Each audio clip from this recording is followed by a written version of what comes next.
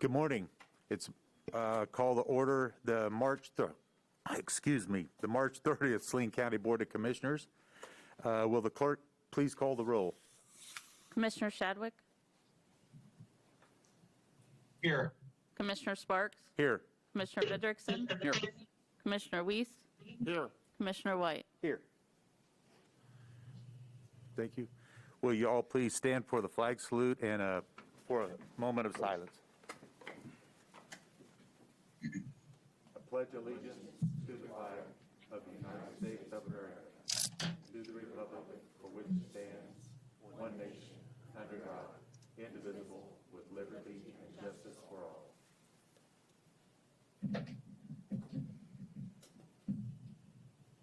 Thank you.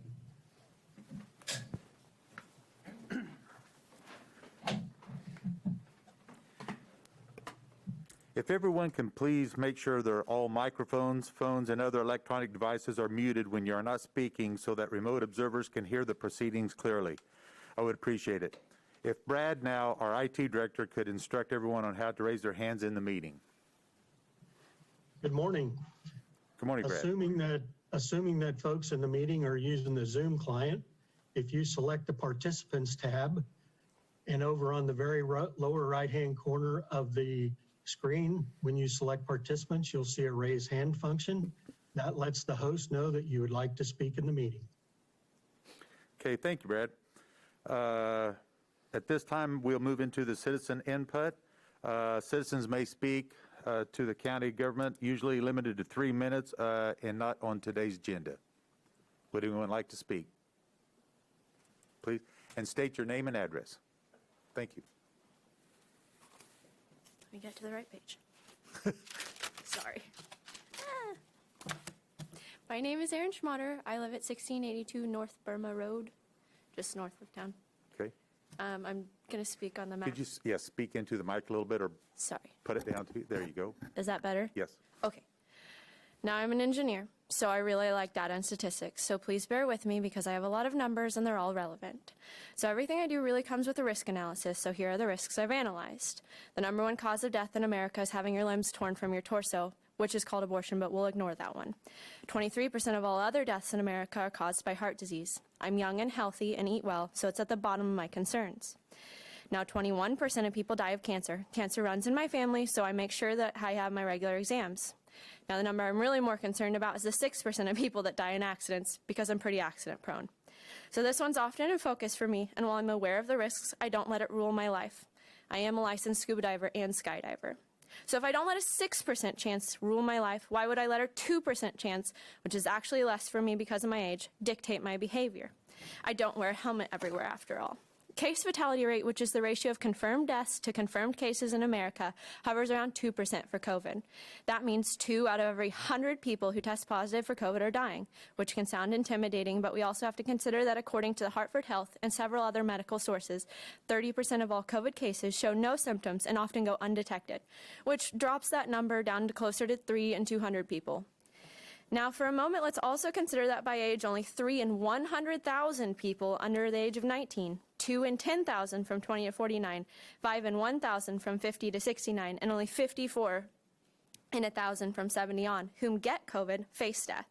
Now, on top of that, let's factor in this miracle vaccine with an efficacy of 90 to 95%. That means even if you are exposed to COVID, you only have a 5 to 10% chance of actually getting COVID.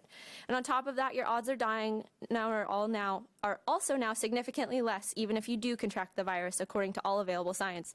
And I follow the science. Considering that vaccines are now available to the general public, if people still feel uncomfortable with seeing everybody's faces exposed, we have so many resources and technology available in this world that if they are concerned, they may stay home, instead of demanding that the rest of society act to help their insecure mental state. So to conclude, COVID death rate, while higher than the flu and still isn't fun, still isn't at a level that we need to continue forcing masks upon others. And doing so at this point with a highly safe and effective vaccine being rolled out is really just to make some people feel better. If you're scared, get vaccinated. I would like my health and safety left up to me. Thank you. Thank you. Anyone else like to speak? Mr. Chairman? Yes. We do have 2 people on the Zoom meeting that would like to speak. Okay. Melissa Hendricks has her hand raised. Go ahead, Melissa. Hi, I'm Melissa Hendricks. I live here in Salina at 2219 Edward Street. I came today to ask the commission to end the mask mandate in Saline County. When I came in front of the commission back in July to speak against the mandates, the concerns that I shared then are still the same concerns that I have today. Mr. Tiller's office acknowledged just yesterday that the number of new cases and hospitalizations have fallen dramatically since the peak back in November. Though that's an exact quote from the news outlet. We have one person in the hospital and they're actively monitoring 88. And honestly, we haven't seen those numbers since before July. But no one is talking about the fact that back in January 7th, KDHE changed the COVID testing parameters, which is exactly when the number of positive cases started taking a nosedive. No one is talking about the studies being done that have showed that mandates only reduce the number of cases by 1.8%, which is not significant enough to make a huge difference. Our own schools have stopped doing temperature checks because it isn't producing any meaningful results. And I haven't had an email from any of my kids' schools in over a month. It's time to lift the mandate. Mr. Tiller stated at the last meeting that recommendations are a 70% vaccination rate and multiple days at 0 new cases. No offense, Mr. Tiller, but both of those recommendations are pipe dreams. A recent poll by a local radio station has shown that only 52% of respondents say they will take the vaccine. And the AstraZeneca vaccine has produced results that 1 in 4, 25%, will still get COVID even after receiving the vaccine. I said it in July and I'll say it again. Eradication has never been the goal. COVID is here and it's mutating and it's going to stick around. We simply cannot continue to let fear drive our decisions. Numerous counties larger than ours have ended their mandates recently, along with several smaller counties. Shawnee County, which is Topeka, Sedgwick County, which is Wichita, Barton County, neighboring Dickinson County, and Brown County are just a few of the ones that have ended their mandates in the last couple of weeks. It boggles my mind that we allow our kids to play close contact sports without masks, breathing in each other's faces and sweating all over each other for an hour or more, and that's okay. But it's not okay for those same kids to sit next to each other in class without a mask, nor is it okay for me to sit at my desk at work without a mask where the nearest person is 15 feet away and we are separated by not 1, but 2 plexiglass walls. Excuse me. Let me be clear in saying that lifting the mandate is not telling people not to wear a mask, okay? Let me be clear in that. By lifting the mandate, the commission is not telling people who still want to wear a mask that they cannot, because they still can, that's a choice. Nor are they telling people who do not want to wear a mask that they must. It's a choice. It is putting the decision back in the hands of the people that you represent, which is where it should have been all along. It's giving people and businesses the right to choose what is best for their situation. I'm asking that they lift the mandate. Thank you. Thank you. Mr. Chairman, Yes, Brett. we do have one additional person that has their hand up in the Zoom meeting. Okay. Lene would like to speak. Okay, Lene. Yes, I'm Lene Meyer from Salina, Kansas. I want to say that I'm very concerned about lifting the mandate, just the opposite of what Melissa is saying.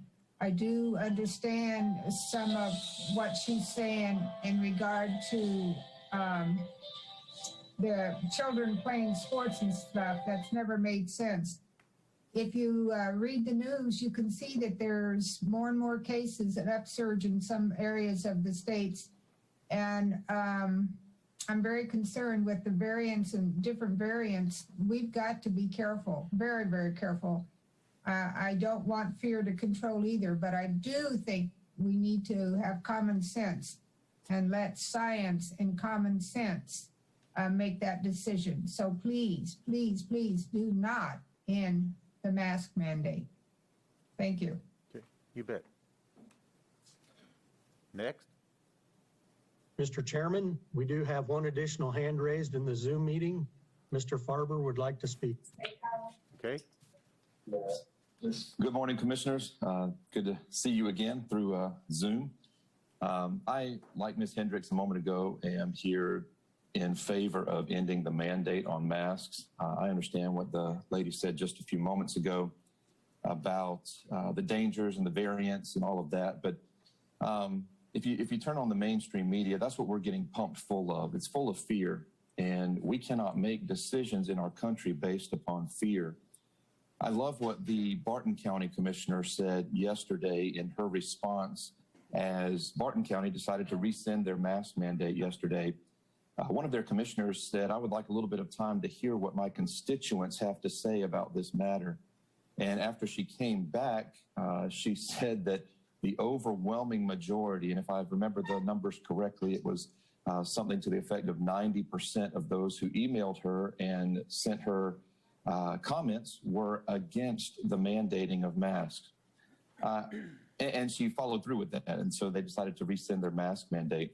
I would like to reiterate, there are people in Salina right now, in Saline County, that are walking around with masks on their face, and that is their choice. That is their freedom. All we are wanting, and we have a large group of citizens that have discussed this in particular, all we are wanting is the same freedom. We would like the same freedom to mask or not mask wherever we go in our community. And that's kind of what our American values are. It's based upon freedom. I believe this commission has set a dangerous precedent in placing mandates upon individual citizens through this mask mandates, through the restrictions on gathering. Even yesterday, if you were watching the news at all, there's this new idea of vaccine passports coming out where you're going to have to scan your phone or show your documents or show your papers in order to get into sporting events and in order to get onto an airplane. And all that is a further step down the line that these mandates have endangered our freedoms with. I don't know that I will personally not wear a mask everywhere I go, but I do want the freedom to wear a mask or not to wear a mask. And that's all we're asking of this commission, is to remove the mandates and to give us the freedom to make our decisions. I know Mr. Tiller has been pushing for that 70% number, and I know where he got it from. Way back several months ago, the CDC said if we could get all of the adults to have 70% vaccination rates, we could reach herd immunity. And even Mr. Hoppick on the city commission voiced his opinion of that. He said, I don't think our community will ever reach 70% vaccination numbers. And they're seeing that down in Sedgwick County now. They're seeing it all around. I think what needs to take place is just some common sense. Our numbers continue to drop. We have one hospitalization for the region. We have fewer and fewer cases being monitored each reporting process by the health department. And it's time to remove these mandates. And I would implore you as a commission to remove these mandates from the constituents. Thank you, fellas. Thank you. Anyone else?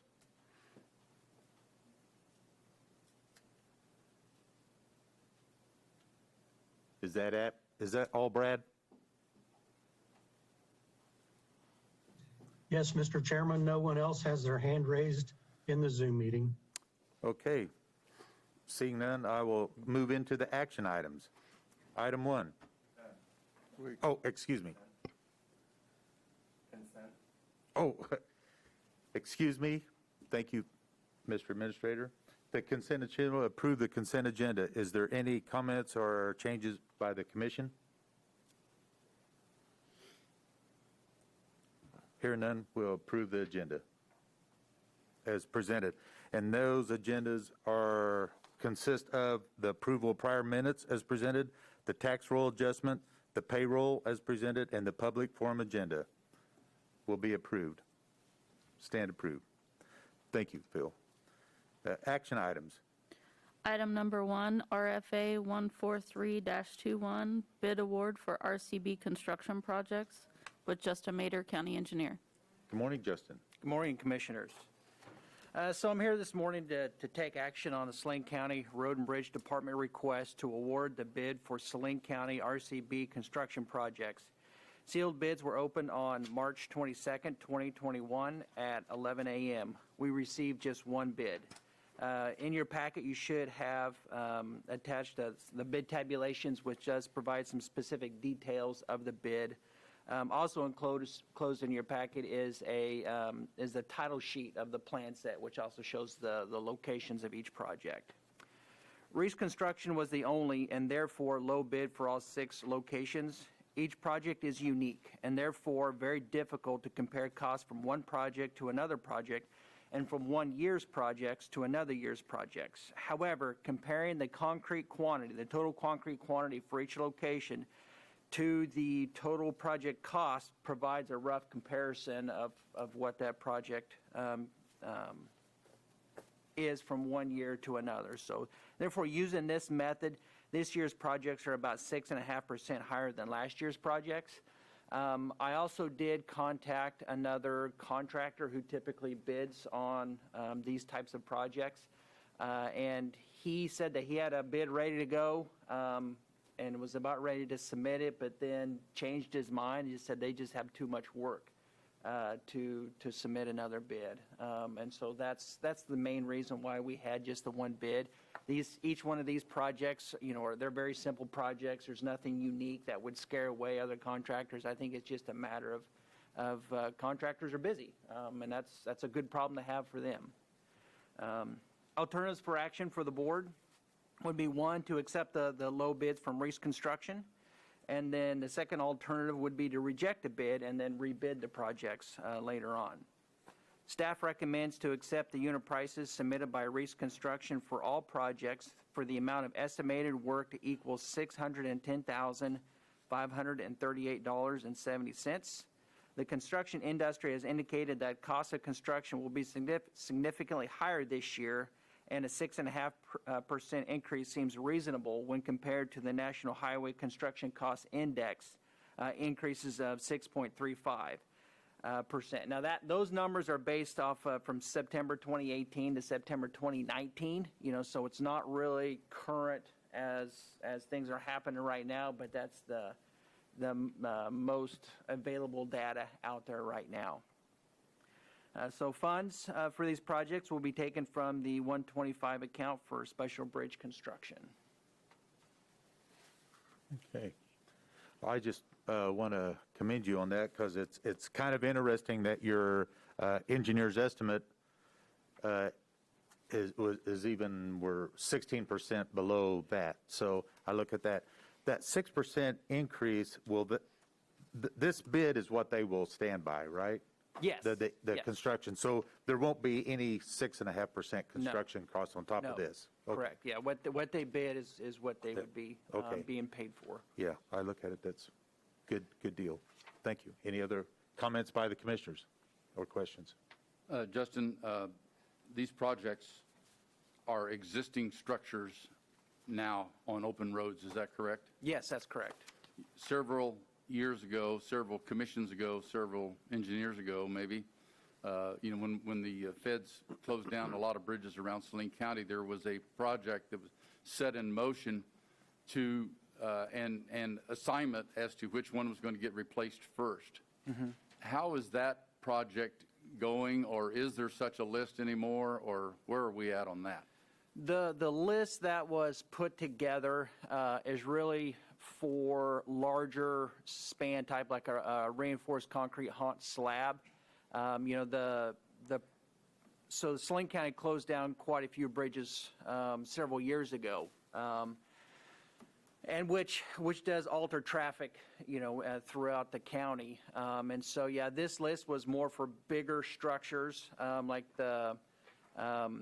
this last project that was just approved by the board was the bridge on Minner Road. And Okay, that I don't want to project- get you off track or get us off track of Sure. what we're really talking about here. I guess my thought was most of those I thought were small structures, spanning just a creek or something that, a 10 or 12 foot span. So I probably shouldn't even ask the question. No, sure. yet at this time, because we're talking about something a little bit differently. There was a small list of that, and those, I believe, have all been completed. And then, so now that they've, the report that you're talking about, they were just talking about generic, we're going to do, 12 box projects this year. So we're staying on top of that list. But like I said, most of them are the big span ones that they really focused on. Yeah, I'm sorry to get us off track there. Oh, it's fine. Good question. Any other question or comments? Are there any comments by the public? Yes.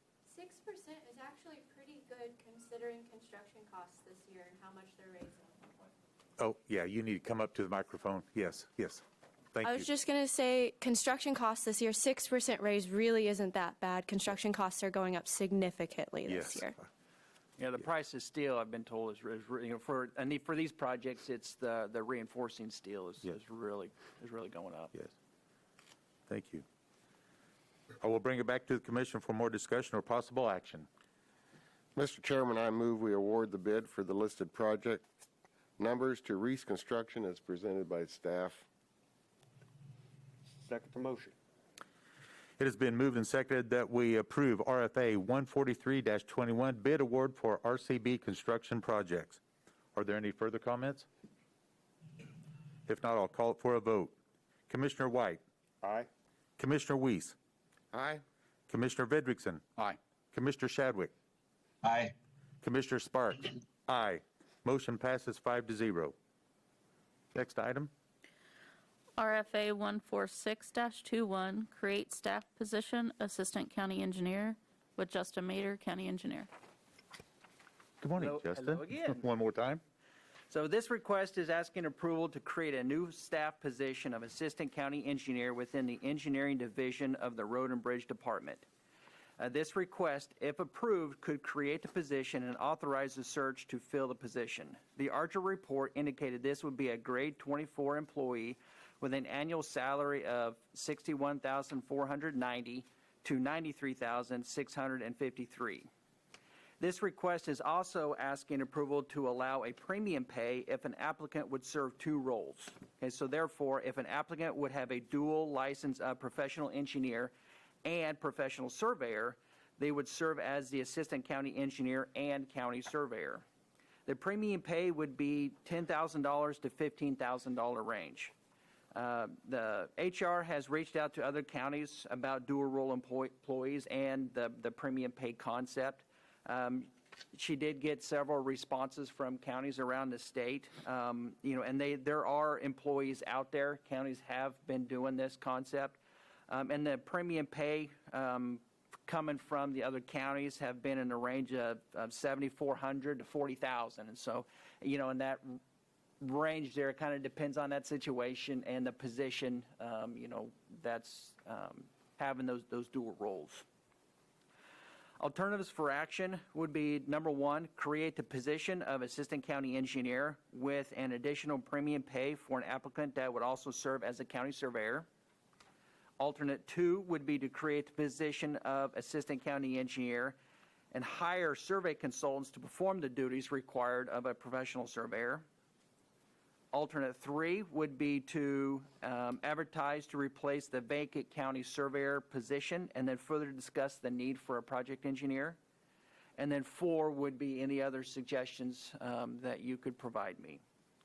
Staff recommends to create the position of Assistant County Engineer with additional premium pay for an applicant that will also serve as a county surveyor. However, if a dual license does not apply, we would have to hire a survey consultant to perform the duties of a professional surveyor.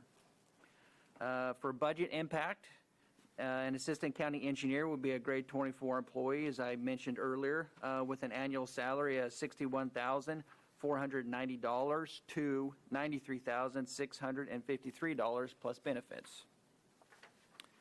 The premium pay for an applicant would also serve a premium pay for an applicant who would also serve as a county surveyor would be in the $10,000 to $15,000 range.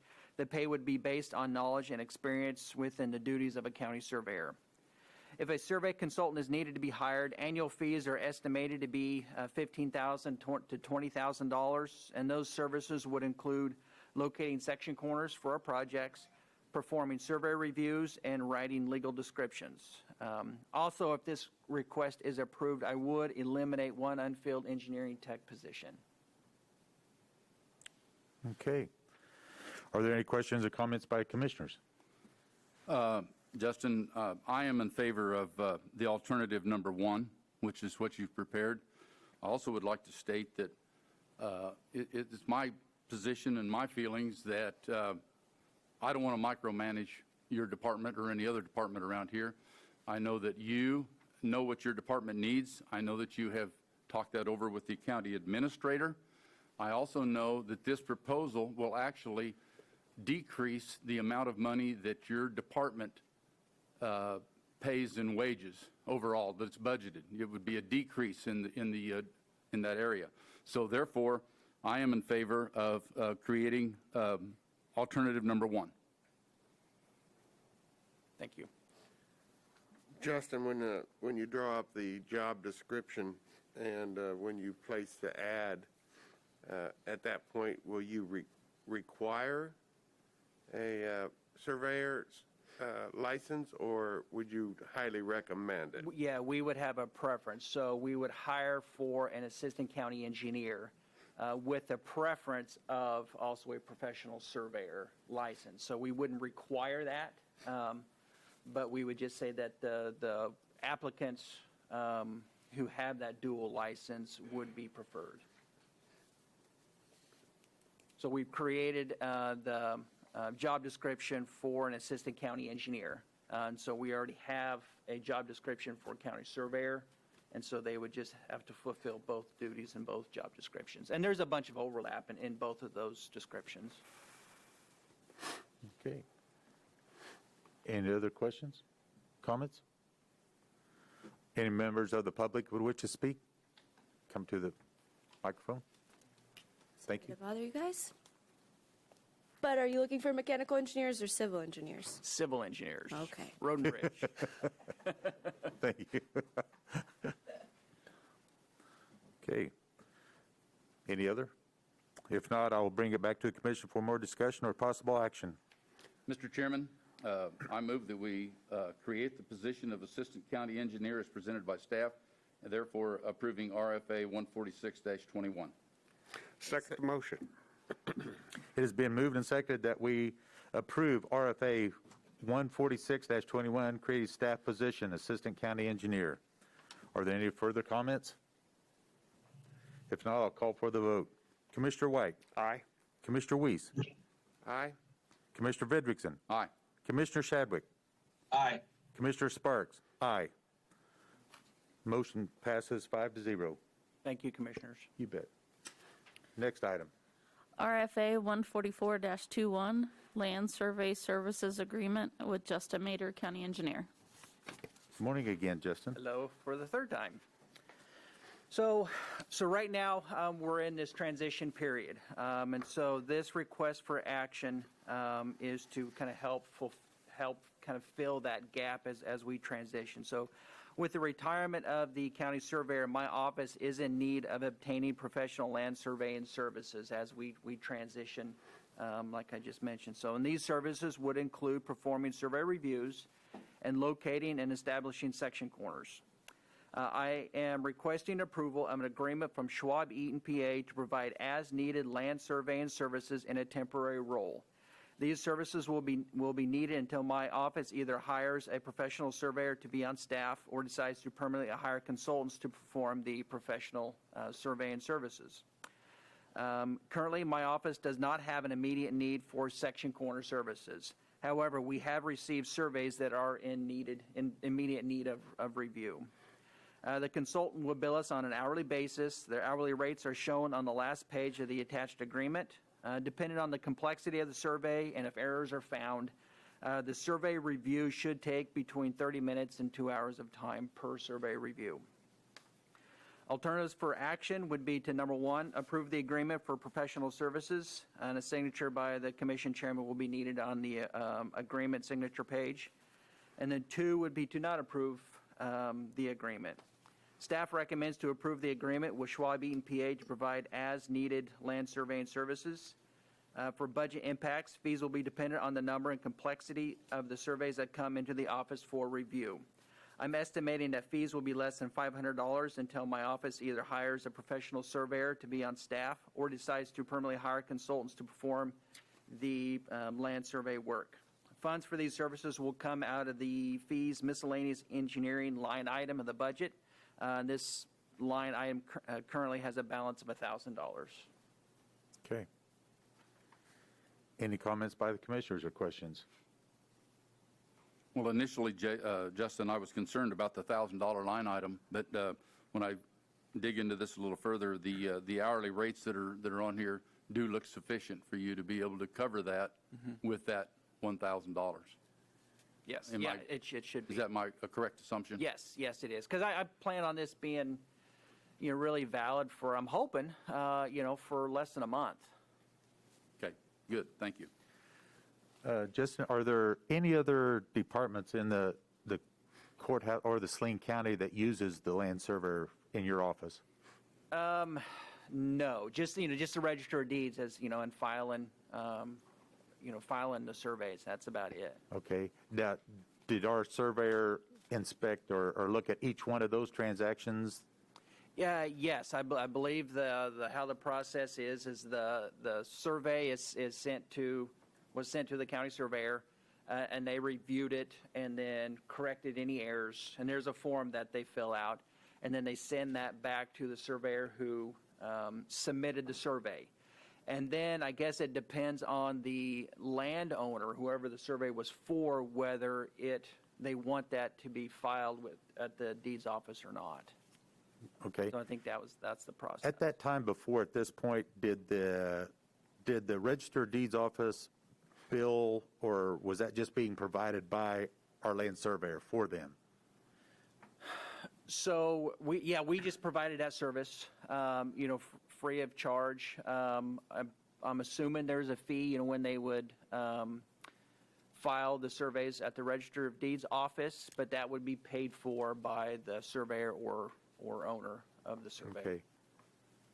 I was So, just, but we didn't charge for those okay. services. And I was just curious, you're talking about how much that you guys use it, but I'm worried about, it's like, since we was doing it free for the Register of Deeds, now that they're going to be, will they end up being charged, or will they bill this, your choice here? So no, we didn't. We weren't performing this service for the Register of Deeds. We were performing the service. There's a state statute out there that says that surveys have to be reviewed. It doesn't necessarily mean that it has to be reviewed by a county surveyor. It just has to be reviewed by another land surveyor. And having a county surveyor takes care of a lot of the conflict of interest that you would have if a company would perform the survey and then the same survey within the company would review it. There's a conflict there. However, it is legal to do that. Yes. And so we perform the service just to comply with the statute, not necessarily for the Register of Deeds. Okay. I guess my question is that your budget impact, does it include or reflect the cost that the Register of Deeds will incur during this period of time, having to have this done by an outside source? Let me try and weigh in. The Register of Deeds will not incur a cost. Okay. Justin's budget will absorb the cost of this contract, and they will perform those surveys on behalf of the reviews on behalf of the landowners prior to filing with Register of Deeds, just like they always have. Essentially, he's got a vacancy. He's saving money by not paying out the payroll for that person who's no longer here. And so that payroll savings is really covering that cost. It's no different than would have been done previously. It's just that we have to have a contractor do it on this short-term basis. But it should be transparent to the Register of Deeds office. Okay. And Mr. Chair, I also believe that our county clerk utilizes a surveyor also. Could you address that? Oh. Yes, road vacations. So usually the surveyor, the former surveyor wrote our legal descriptions for each of our road vacation applications. So we use them as well. And we do actually have one road vacation in the works at this time, but we already have the legal description for that. Okay. Thank you, Commissioner White. All right. Any other comments? If not, I'll bring it back to, are there any comments from the public? Seeing none, I'll bring it back to the commission for more discussion or possible action.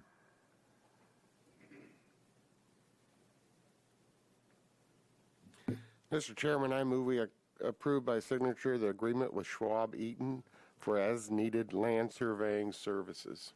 Second the motion. It has been moved and seconded that we approve RFA 144-21 Land Survey Services Agreement. Are there any further comments? If not, I'll call for the vote. Commissioner White. Aye. Commissioner Weiss. Aye. Commissioner Vidrickson. Aye. Commissioner Shadwick. Aye. Commissioner Sparks. Aye. Motion passes 5-0. Thank you. You bet. Next item. Falun Township Clerk appointment with Jamie Doss, County Clerk. Good morning. Good morning, Commissioners. On November 3rd, the current clerk for the Falun Township was elected to the treasurer position. This led to an opening, obviously, for the Township Board for clerk. Darlene Wolf has volunteered to assume that vacant position of Township Clerk, and I'm asking for her appointment today. Okay. Are there any questions or comments by commissioners? Any members of the public who wish to speak? I will bring back the commissioner for discussion or possible action. Mr. Chairman, I move we appoint Darlene Wolf to serve as clerk on the board of Falun Township. Second the motion. It has been moved and seconded that we approve Falun Township clerk appointment, Darlene Wolf. Are there any further comments? If not, I will call for the vote. Commissioner White. Aye. Commissioner Weiss. Aye. Commissioner Vidrickson. Aye. Commissioner Shadwick. Aye. Commissioner Sparks. Aye. Motion passes 5-0. Next item. RFA 145-21 pole pad buyback replacement for Jamie Doss, County Clerk. Good morning, Jamie. Good morning again. This request is to discuss and take action on an iPad buyback program and the purchasing of new iPads. On February 10th, 2021, No Inc. announced during a virtual meeting that Apple would soon no longer support the Air 1 and Air 2 iPads. Currently, Saline County uses the Air 2 iPads and the Generation 5 iPads with No Inc. software for electronic poll pads during elections. The Generation 5 iPads were released in March of 2017. The normal lifespan of an Apple product is 4 to 5 years. No Inc. has arranged for a buyback program for iPads that will no longer be supported and or other devices that may be reaching the end of their supported life. With the majority of our iPads being purchased in 2017 and the buyback amounts decreasing as it gets closer to the end of Apple's support, the election office is recommending utilizing the buyback program for all current election iPads in order to get the most trade-in value and purchase 70 Generation 8 iPads. This exchange will bring all of our electronic poll pads up to date and will ensure safety and security and support during elections. This purchase will not only get the equipment up to date, but allow consistency of equipment for programming, training, and use on election day by voters and election workers. The No Inc. poll pads are used to check in voters, pull up precinct-specific ballots on the touchscreen voting machines, look up polling locations by election workers on election day to assist voters on where they vote, and use with our voter registration software and posting voter credit. If approved, the total for the county to replace all iPads utilizing the buyback program would be $21,825. The deadline for the current quote amount in the buyback program is March 31st. Alternatives for action is to accept the recommendation as presented. Do not accept the recommendation. The staff recommendation, after discussing with our current administrator as well as IT, the election office recommends accepting the buyback and replacement program as presented. 5 of the current iPads will no longer be supported, and 65 will soon run out of support lifespan. This also allows staff who consistently upgrade the iPads to the newest iOS software to have the same equipment across the board. By utilizing the buyback program now, the county is able to get the most value of the iPads. The budget impact. The total cost of replacing 70 iPads is $31,430. However, utilizing the buyback program offsets the cost by $9,605 for a total budget impact of $21,825. The funds for this project will come from the Technology Improvement Program. This item was not budgeted for 2021, but the IT director anticipates savings from other planned purchases. The election office will request monies for the future replacements in the TIP moving forward. I'm open for any questions. Are there any questions or comments by the commission? Well, I have a comment, a couple of them actually. Number one, in order to uphold the integrity of the voting system and the clerk's office and so forth, I think we need to follow through with this. It troubles me that the equipment gets outdated so quickly with such little usage, but that's through no fault of ours or the clerk's office or any of us. The thing that troubles me a little bit, and this isn't a reflection on the clerk's office or any other, all of our departments for that matter, but we have until March 31st of 2021 to make this decision. That's 12 hours. I'd like to see these things come before us a little quicker than this. Nonetheless, I'm in favor of it, and I will vote for it. Any other I questions? got a question. Okay. Jamie, why was this not on your budget request, knowing that they were going to be outdated and not supported by Apple anymore? That was not known prior to this. That I found out on February 10th of this year that that was coming, that their end of life was coming soon.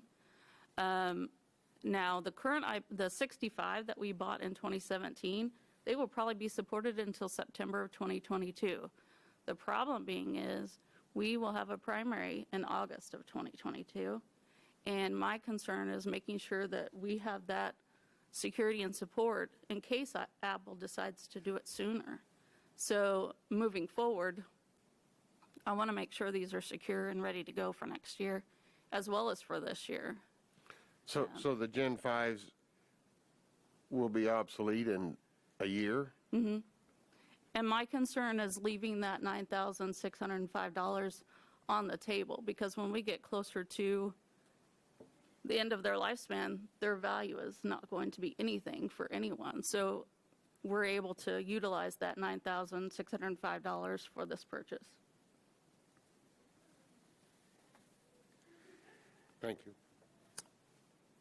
So moving forward, and I'm sure that this will be a kind of a budgetary type item now, that you know down the road that this is what you're going to have to look at. Absolutely. Okay, thank you. Any other comments by the commissioners? Any comments by the public? Hearing none, I'll bring it back to the commission for more discussion or possible action.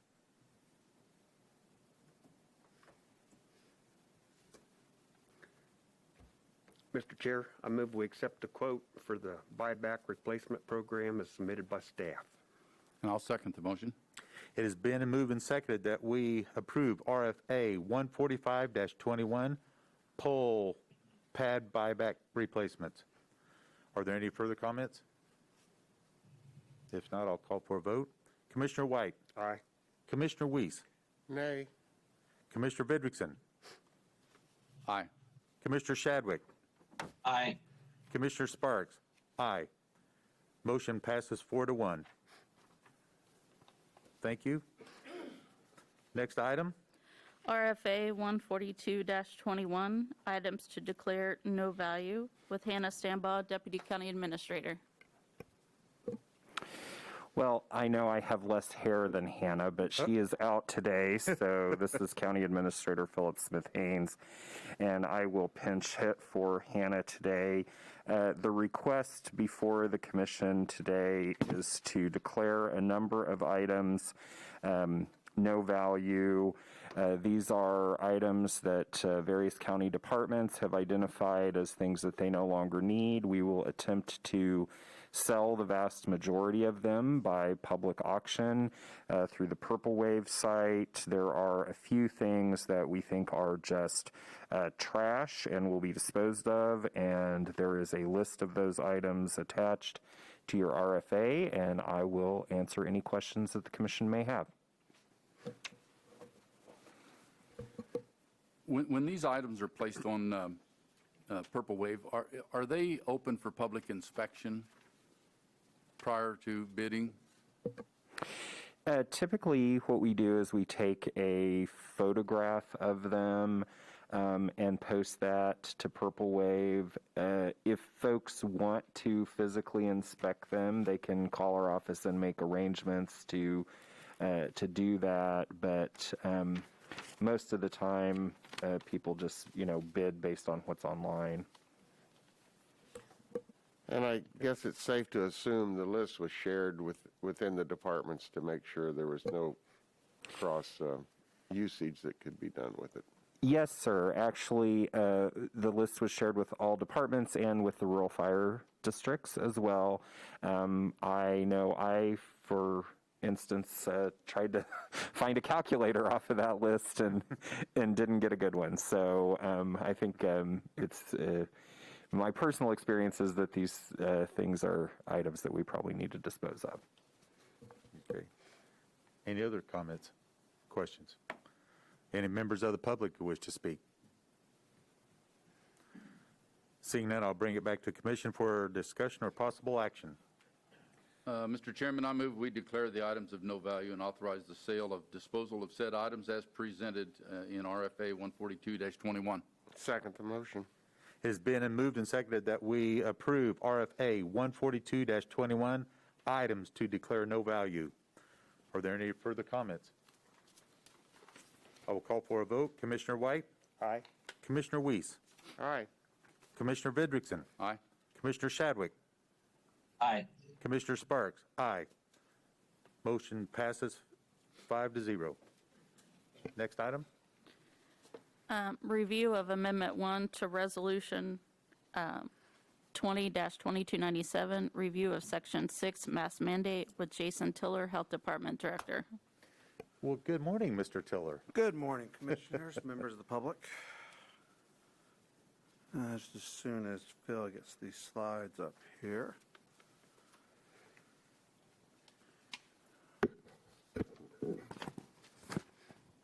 All right. So here is our 2-week update for March 30th. Next slide, please. I do have to mention that yesterday was a year since our first case of COVID was reported here in the county. I don't think any of us thought a year ago that this would still be going on at this point, but just looking back, we've reached that milestone, however you consider that milestone. Next slide. Looking at the national picture, or excuse me, the national update, U.S. cases still continue to drop overall, although there have been some increases in other states, and U.S. deaths are down, excuse me, down as well. Next slide. State of Kansas continues to see this same trend. Deaths are down, hospitalizations are down, positive cases are down. Next slide. And that trend continues to carry over here into Saline County as we see our continued trends are trending down. Eradication is certainly not likely, but we are still trending in the right direction. The hospital is, on Friday, we reported that the hospital has 0 COVID patients. They did get another one yesterday. And so that is unfortunate. However, still looking at extremely, extremely low numbers based off of where we were even a couple months ago. Next slide. So when we look at the cases per month, we can see that for the month of March, Saline County had 126 cases, which puts us pretty close to where we were last summer in terms of case numbers when the mask mandates were put into effect. Next slide. The same thing with deaths. We've only experienced 2, thankfully, in the month of March. That's still in line with where the deaths were at during that summer last year. Next slide. Due to the lack of continued demand at the testing site that was at the Church of the Cross, that site has been closed down by the state. There are other places still, if someone is looking to get tested, they can either call their primary care provider or go to that website, gogettested.com/Kansas, and be able to find a site and contact information for a place to get tested. Next slide. In terms of vaccine, we are registering and vaccinating all phases 1 through 5. You can either go to the vaccinatesalinecountykansas.com website to register. There are also other places such as Dillon's Pharmacies, B&K, Key Rexall. The hospital, I believe, is receiving some this week. And so there's continued widespread availability of vaccine for those who want it. Now, the 70% that I've mentioned in the past still was just a goal. It was not a hard and fast that no action could be taken or was recommended until that. But I do think that we still need to get closer to that. We're currently, as of last week, 28% as we moved into this week with vaccination. And I expect that we'll be closer to 33 to 34% by the end of this week. Next slide. Again, if you're looking for where to get vaccinated, you can go to vaccinefinder.org. This website is supported and run by the Centers for Disease Control, and it will list the areas not only here but throughout the state or throughout the U.S. if you happen to be traveling or moving somewhere else, or you're looking for where to get a second dose if you happen to move here in the meantime after getting your first dose. And it will show the location as well as contact information.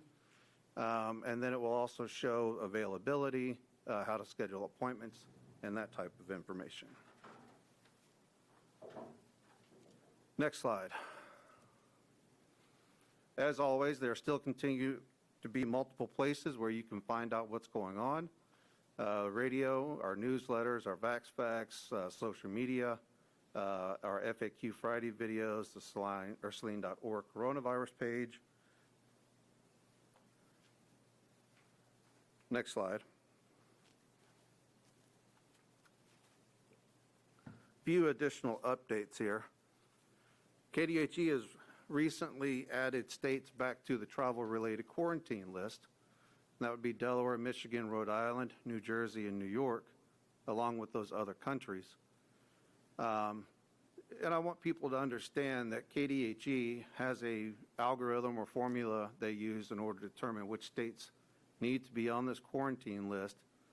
But it boils down to a state has to have a case rate 3 times worse than our own to be on this list. And it has been quite a while since any states have been on the travel-related quarantine. Next slide. We continue to watch what's happening with the variants in the United States and in Kansas. In the last 2 weeks, the number of cases that are due to variants have more than doubled. Kansas does not have a public spot at this point, and they didn't have an update either since the March 11th one on the number of variants cases. But we have not had any cases that we are aware of course, related to variants here in Saline County. But that is an area for concern that we just continue to watch and evaluate. Next slide. So I don't know if anybody has seen this before, but when we're talking about all of the different things that are done, whether it's masking, hand washing, social distancing, vaccination, isolation, quarantine orders, and staying home when sick. None of those things are individually 100% effective. However, like Swiss cheese, when you pile several of them together, you increase the defense level to improve conditions overall. Now, I'm going to point out the obvious fact right here that under the side of personal responsibility, it does say mask. I think that, though, as well is given that if the majority of people are wearing masks, that improves its efficiency. But no one measure, and really masking is the only measure that we have left that's not a recommendation, but no one measure is particularly effective on its own. It's the culmination of all of these things that improve that defense. And so, last slide, please. So my recommendation for right now is to continue the mask resolution. A couple of other things to consider is that when we have made changes, we have tried to look at what has happened in that 14 days with case rates after those major changes. 7 days ago, we had two major changes, really, if you will. One of them was the expiration of the mass gathering order. And then secondly, everybody for all of the school districts came back to school from spring break. 7 more days will kind of tell the tale about what happens after those events. Masking is also the least invasive. And this decision does not come from just a simple, this is the easiest thing, because it certainly isn't by far. But this is also with feedback and discussion from school district leaders, physicians in charge of both Salina Family and Salina Regional, as well as I think it's also my duty as well to make the best practice recommendation to the commission for continued best action at this time, at least until we see trends that are below where we were when we started wearing masks several months ago. And with that, your questions. Any questions or comments by the commissioners? Commissioner Shadwick here, and I have a couple questions. Jason? Yes, sir. When people get vaccinated at other facilities besides the health department's collaboration at JCPenney's, are we aware of that, and does that figure into our figures? Yes, sir.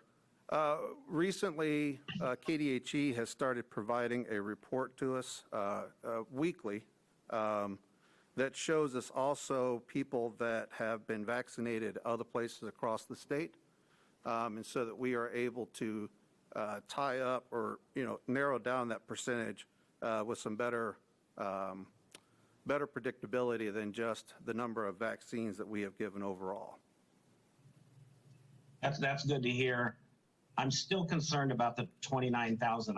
I'm not so sure that we will ever get 29,000 with people not wanting to do this for whatever reason. Are you still sticking with that 29,000 as your recommendation to the city and the county as when your recommendation for the mask mandate would go away? As a goal of trying to reach that, yes, with the understanding that we certainly understand that there will be a point where the demand has been, for all intents and purposes, satisfied at this point. And so that will also have to be a part of the discussion once we reach a point where people are not wanting to get vaccinated anymore. But we still have, at this point, significant demand for vaccination.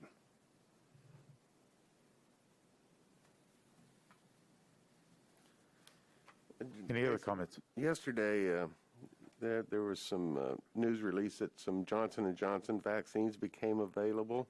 Yes, sir. Were all of those able to be distributed? All of them yesterday during that pop-up clinic, with the exception of about 20, I believe.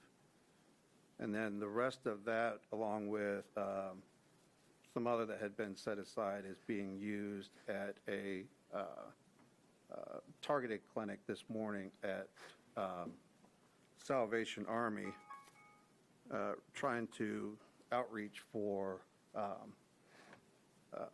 hard-to-reach individuals. Was that an unexpected arrival of vaccine that No, made it that so was still impromptu? part of the Johnson & Johnson allotment that we had gotten at the beginning of the month. From that particular allotment of 500 doses, throughout the month, we have been trying to provide vaccination and reach people who are normally hard to reach, such as homeless, homebound, those that are at some of our places like the Rescue Mission and Ashby House and some of those areas, especially, too, those that are hard to reach with one dose, let alone to try and find and reach again for a second dose. Thank you. Any other comments? Well, at this time, we're spinning our wheels here. If we decide to vote today against the recommendation of the health director, and 3 of us decide out of the 5 that we want to repeal the mask mandate that we have in place in Saline County, it's a moot point. The city still has a mask ordinance in effect. The state of Kansas still has a mask mandate in place. So we can repeal it today, and it does no good. You're still going to be wearing a mask. And I think that we need to back off another week, wait until the city commission comes back into session, work in tandem somewhat with the city. It does no good for the county to have an ordinance one way and the city to have one another. We need to work with them in terms of a 12 or 24-hour window instead of a 1-week window. We're spinning our wheels. I mean, I would say that we amend this. I don't know if it's even in the resolution that we have, but we come back in 1 week instead of 2. And that would be right on the heels of the city making their decision on what they're going to do. Otherwise, it's an exercise in futility. Commissioner Shadwick here, and I agree with Commissioner Vidrickson. The city really is driving this bus. When I voted for the mask ordinance and made it 3-2, my reasonings were 2 things. One was to stay consistent with the city. I didn't see there was any reason for the rural areas to be different than the city areas as far as law enforcement. And then second of all, my third vote was also predicated on my worry that we are overwhelming the hospitals. That is obviously not happening right. Not saying that it couldn't take an uptick, but that's why I was in support of this. To respond to both sides, because I think we're all getting hit a lot out there in the public. First of all, when people talk about their freedoms to do whatever they want, we're still a nation of laws, resolutions, and rules. You do not have the right to drive 100 miles an hour down the wrong way on the interstate drunk. You do not have the right to smoke in restaurants. I could go on and on and on. Those are rules that your representative democracy or people have put into place. To the other side, and to my commissioners, this will end at some point, and people on that side will not be happy. There are some people out there that never, ever, ever want this to go away. There will always be the next event. There will always be the next holiday. There will always be the next strain. There will be the flu season that comes. So we got to be careful that, listening to that side, yes, there are constituents, but at the same time, they're never going to be happy when this is over. The government portion of this it should come to close here pretty quickly. Private citizens still have the right to wear a mask. Businesses still would have the right to enforce it in their own businesses. But as far as the mask mandate, I'm hoping it comes to a close here soon. But just to close, I agree with Commissioner Vidrickson. There's no reason for us to vote today or next week. The city hasn't done anything. Thank you.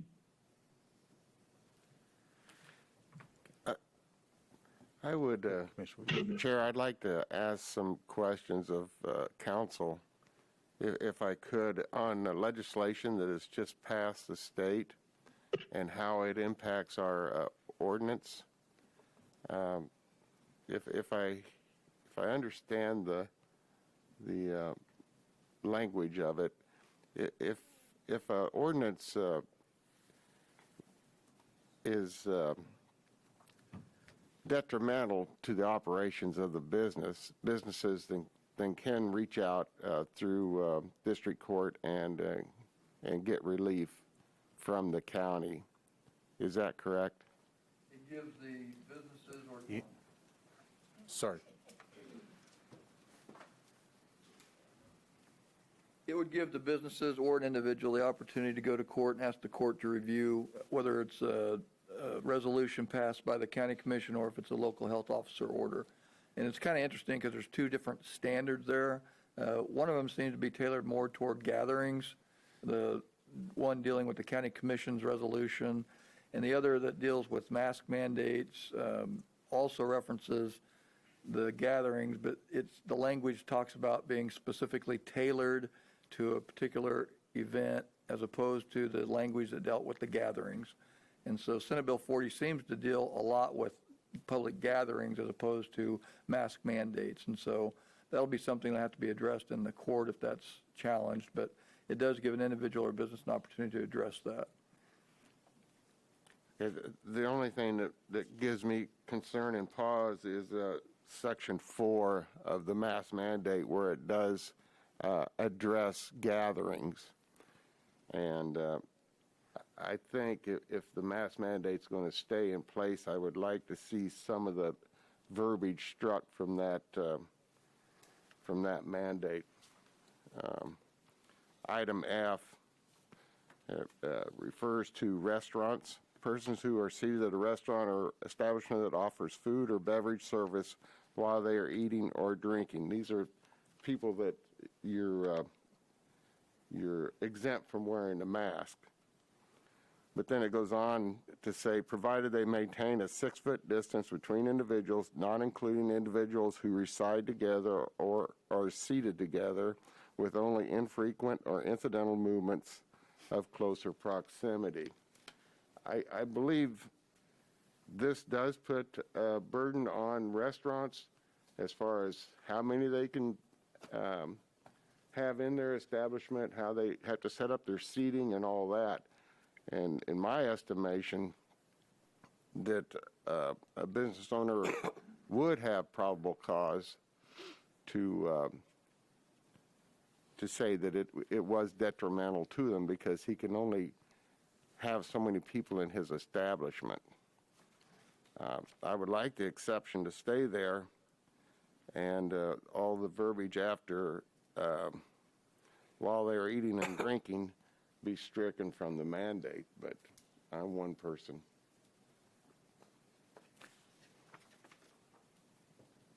Very enlightening. Thank you. Did our exception, the mass gathering exception, would that eliminate that part of it or not, or? I'm not sure I'm following your question. There's no, the mass gathering limitation was a health order and it has ended. Well, I'm trying to build on what Jim's asking, and that is, this is in here, and it does say the 6 feet should be maintained.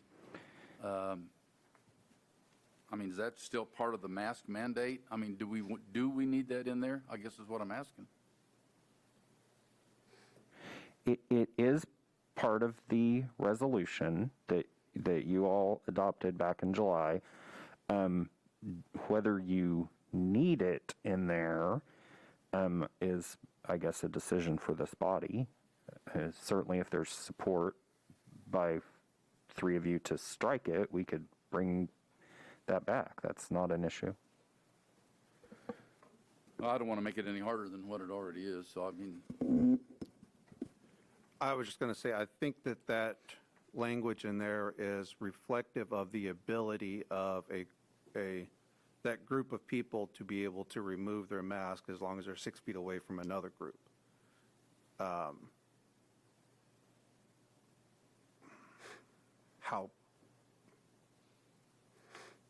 necessary. I think it's a conversation about that part of it. But that's what it was in relation to, my understanding, not in relation to preventing any type of gathering, but in order to be able to take the mask off while eating. Well, I'll go back to my original statement. That is, I'm okay with leaving this alone for 1 week.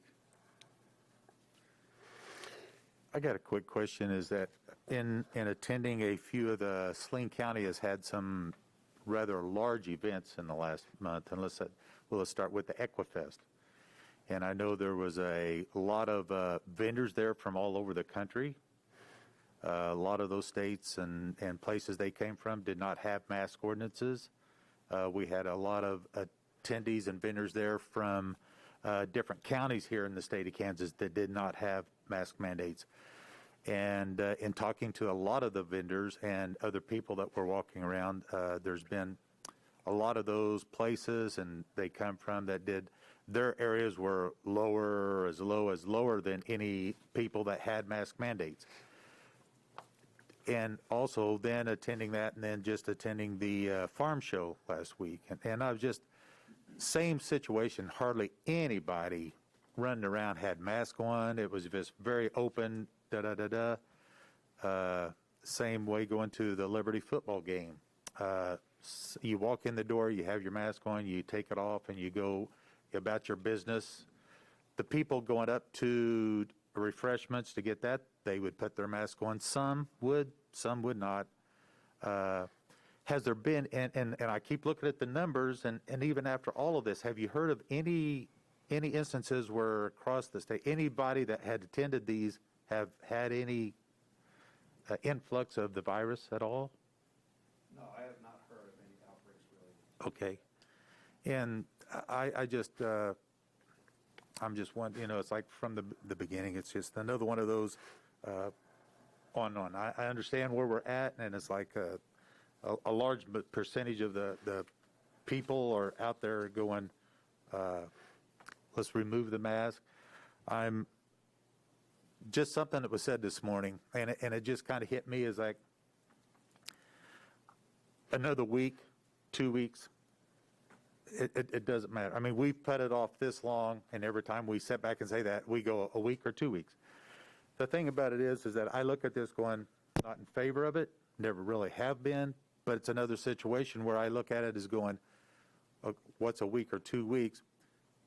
And the reason why I say that is just this morning, something was talked about, the fire, where a big brush pile of embers might be sitting there, but until we have that wind come up to 30, 40 miles an hour and reignite it and going, I kind of thought about that going, okay, if today we remove the mask and everybody sat back and said, okay, we can go do whatever we want, I'm in favor of it. But I look at it, what happens when that ember goes back? How much harder is it going to be to put the fire out? So I'm looking at it as we can go a week, 2 weeks, and then look at it strongly and go, Mr. Health Department, what do you think? Well, I certainly think that analogy is really relevant. And I think that we are kind of in that spot where the ember could burn out or it could ignite, considering that. Thanks. I certainly think that we are in a spot with that analogy that it could either continue to just burn out, it could continue to smolder, or it could reignite. I mean, there's really at this point no way in knowing which way it's going to go, other than continue just watching conditions. I would just add, though, that if this commission, and this is, I think, in respect to Bob's comment, because it is significantly more burden on the city. So I think whatever we decide to do requires a coordinated effort with the city. But just keeping in mind that if this does turn into, a wildfire again, that that was a possibility of removing this, and that then we'll have to address it at that time. Okay, all right, thank you. Any comments by the public? Mr. Chairman? Yes. We do have somebody in the Zoom meeting that would like to speak. Okay, go ahead. Lene, go ahead and unmute, and you can speak. I would just like to say I want to thank you for your wisdom and taking a look at a big picture. I don't envy Jason's responsibilities. That's a heavy load, but I think you're all making the right choice. And I thank you very, very much. I feel safer because of your decision. Thank you. Okay, next. Mr. Chairman, I do have one additional person in the Zoom meeting who would like to speak. Okay, Mr. Farber? go ahead. Hey, Commissioners, Chad Farber again. I just wanted to address some of the things that you guys said. First off, Mr. Chairman, we've been pushing this back for a week or 2 weeks for about a year now. Well, since July, since you guys passed this mask mandate, and you kept saying we will revisit this in 2 weeks. We'll revisit this in 2 weeks. And I want to know, when's that going to end? You know, you can keep pushing it back 2 weeks indefinitely. Yes. And I feel like that's kind of what is taking place here with this board. I agreed with what Mr. Tiller said about his Swiss cheese illustration. Masks are just one part of the answer to what we're going through. But I think we as citizens are smart enough to put in place those other barriers. Even if the mask mandate is not there, we can put those other barriers in place so that we can protect ourselves. And that's what we're asking for, is just individual freedom to protect ourselves. To address Mr. Vidrickson, waiting on the city to make a decision. You know, you guys as the county commission are not there to wait until the city makes a decision and then you make your own decision. It's time for you guys to make a decision on your own. As the governor signed the bill into place last week, you are the county health board, and your decision will determine what happens in Saline County. If you're waiting on the city, and I'll give these quotes from Commissioner Davis, the city commissioner. He made these quotes in the city commission meeting, I think it was 2 weeks ago now. He made this quote, and he said, quote, "People need absolute direction in regards to this," meaning they are going to continue to tell us what we can and cannot do. And then he followed that up with this quote. He said, "We have seen what happens when we leave things up to people's wherewithal to make their own decision." And the reason I'm bringing those quotes up is if we're waiting on the city commission to open up this mask mandate and put down some of these things, it's just going to continue and continue and continue. The city's going to say, "Well, wait on county." County is going to say, "Well, wait on city." It's time for one of you just to make a decision, just stand up and say, "We've had enough." You look at Texas, look at Florida, look at South Dakota, look at Nebraska. All of these who have released their mask mandates, their numbers haven't gone up. None of them. There's no data. We keep saying follow the science, and we're seeing now that masks are not the answer. All we're asking is for you guys to give us the same freedom that you give to those who are wanting to wear masks. We're not saying outlaw masks at all. We're just saying let's just draw a line and move forward. And it's time. We haven't seen any significant increase since we decreased the restrictions on capacity gatherings. And I'm so thankful for that. I'm glad that we're recovering. I'm glad that our hospitalizations are minimal. But I think it is time, commissioners, that you just make a decision. Stop waiting on somebody else to make a decision and just make one for yourself. I know it's a tough decision, and that's why we pay you the big bucks, right? Yeah. Thank you, Mr. Parker. Thank you, guys. Thanks. Anyone else? Mr. Chairman, I do have additional hands raised in the Zoom meeting. Brad, we have one up here in the audience here first. We'll get with. You've got a live one, yes. Yeah. It seems that folks are. State your name and address, please. Oh, Ken Ritz. I live in Salina. Okay. If we didn't exhale, it would be a personal decision as to whether we wear a mask or not. What one person exhales, speaking to the microphone a bit more. Another person, if they're in the vicinity, is going to inhale some or all of. And so that's what makes it a joint situation. To me, it's just utter nonsense to speak of this as just purely individual, same as if you were driving 100 miles an hour down Santa Fe and said, well, I'll drive my speed, you drive yours. It's, tell that to the pedestrian that gets run over. My concern is that where these numbers of... Speak into the mic, please. Where these numbers for positive cases are coming from.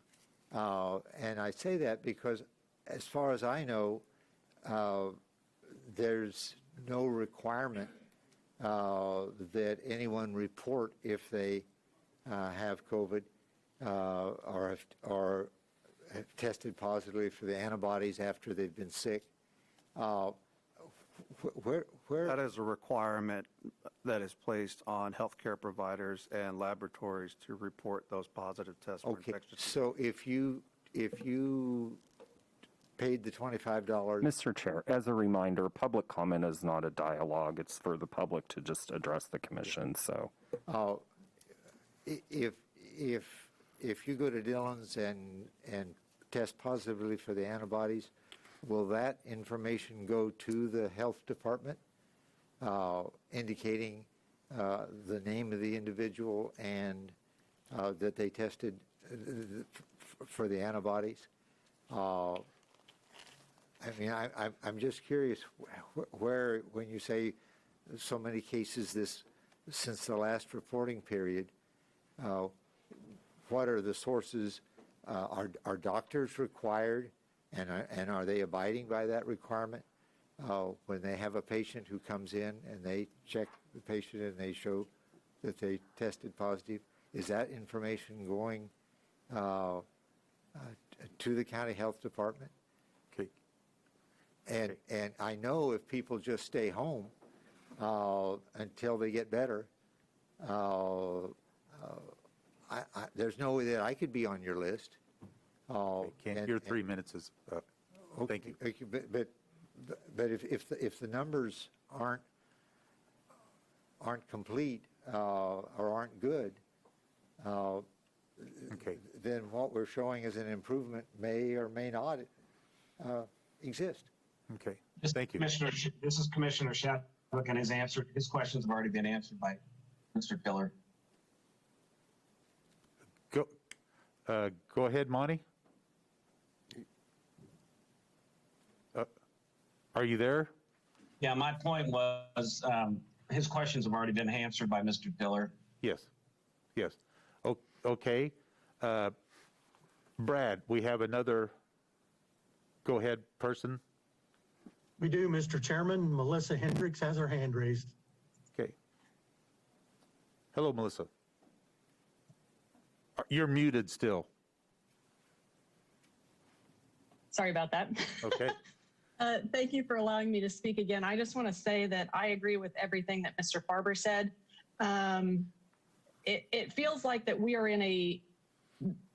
that the county commission is in a power struggle with the city commission, and one of you guys needs to take a stand and make a decision. It feels like you guys are just waiting to see what the other person is going to do, and then you'll make your decision. Well, somebody has to take a step. Somebody has to do something to get movement in one way or another. We can't just sit here and keep fighting with each other on who's going to move first. Somebody's got to move. And with our cases the way that they have been, with our hospitalizations the way that they have been, there is no reason to continue the mask mandate. Like Mr. Vidrickson said, or not Mr. Vidrickson, I'm sorry, I'm not very good with names. One of the commissioners said that all of these large events have happened. People are running around without masks. I was in Dillon's the other day and people are not wearing masks. It's not being enforced. What are we doing? That's what I want to know. And we're just sitting here, we are spinning our wheels, but we're spinning our wheels waiting for somebody else to do something. And it's getting really old for the people who want to be able to not wear a mask because that's the freedom that they want to have. I'm just saying, make a decision, please. Okay, thank you. All right. And let me ask, this is not an RFA. This does not require any action, but at this time, do we want to, any other questions or comments? Mr. Chairman, Yes. do have one additional hand raised in the Zoom meeting. Okay.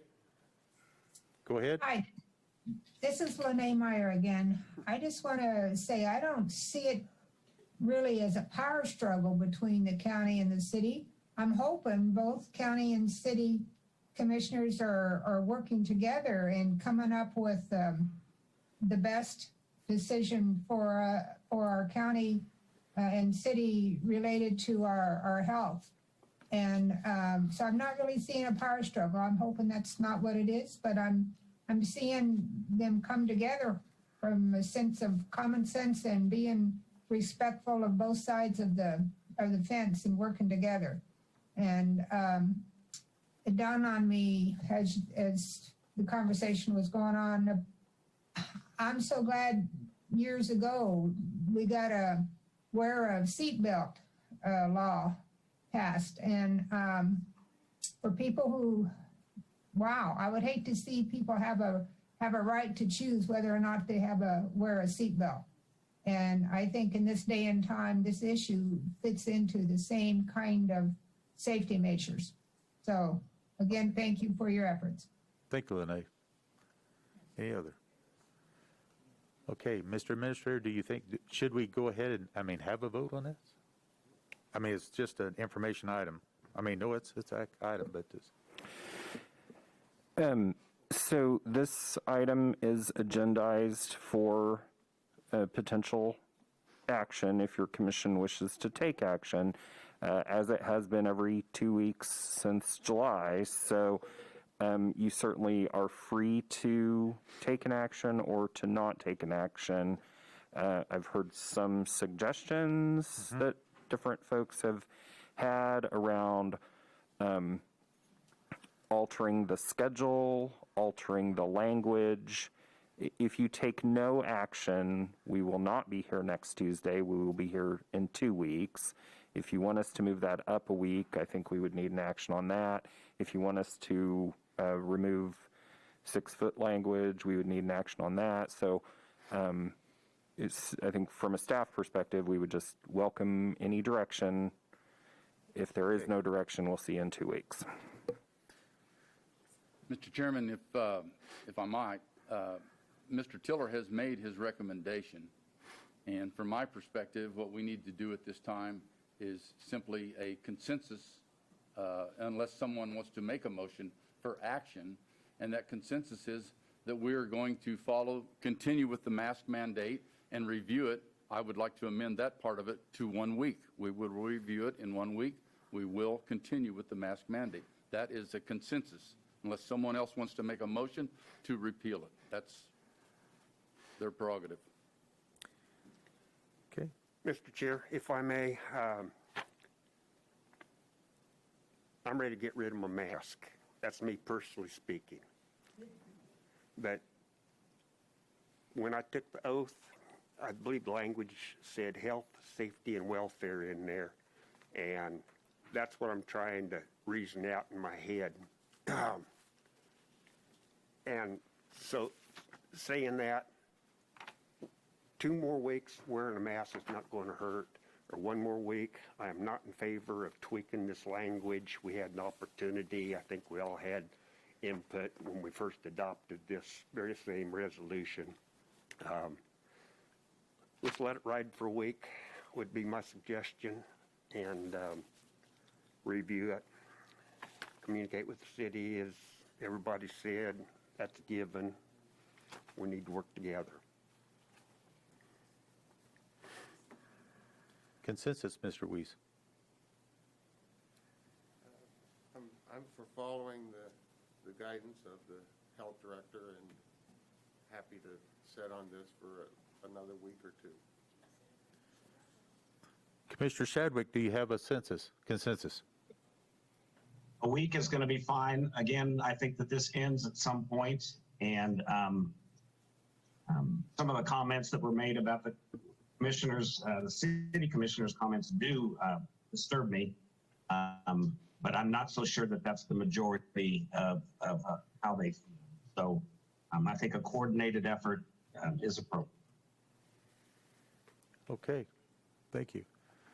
And I personally, is like, I would love to see this go away. I think it should go away. I'd really never been a big favor of it, but it's, hey, it's here, and 1 week is, I look at it as going, let's just look at it next week and get rid of it. Make it a table item? Like, is that a possibility to make it a table item so you have to take action on it next week? No. Well, I don't. Like, when are we actually going to, like, force you guys at some point to Have take them action? come up. Yeah, come up to the microphone, excuse me. Oh, yeah, please. At one point, we're gonna have to make you guys take action. At some point, you have to do something. We cannot just sit on this forever. Well, I think that's what we're kind of doing here is making we're taking a course here to sit back and say, You're not taking any course here. Yes, we are. You're taking We- a course of nothing. well, ma'am, and I have to, I understand because let's just get rid of the mask and going down the road, but our health director, and I look at it as far, I just don't feel like the embers are out, and I would love to, to me, we've put up with it for a year. I mean, well, even 8 months. I've never put up with Well, it. but that's what I'm saying. I have put up with it, and I still go out when I go into a place where I don't know who it is, and I'm there. I still wear a mask. Do I want to? But No. that's your choice. That's it. That's what I'm saying. It's and you still, like you said, Mr. Chair, I Yeah. believe you have consensus. Yes. I think we need to move on with the rest of our agenda. I was just listening to the lady. We have made a decision, and that is that we're going to wear the mask for another week. Yes. So. What point are you guys going to do something as a city? We do Well- not, no, we're done. Well, I know. In a week, we'll done. look at it. So anyway, next item, please. We'll move on to the informational items. Thank you all for attending. Yes. Item number 1, Community Corrections Update with Annie Grievous, Community Corrections Director.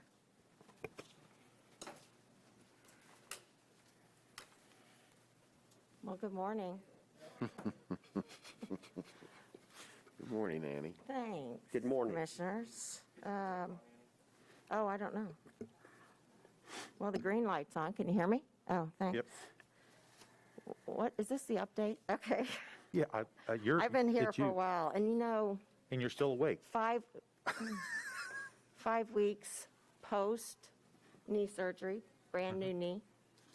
I'm feeling pretty sassy. Some things never change. Okay, yeah, I'll give you that one. Okay, update, October 2020 through March 21. Grants.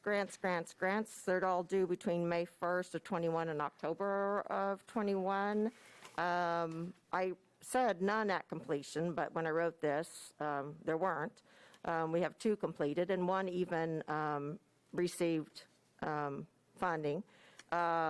We will have them all completed by end of April to prepare presentations to Advisory Board and County Commissions in Saline and Ottawa County, and get those all submitted by the due date.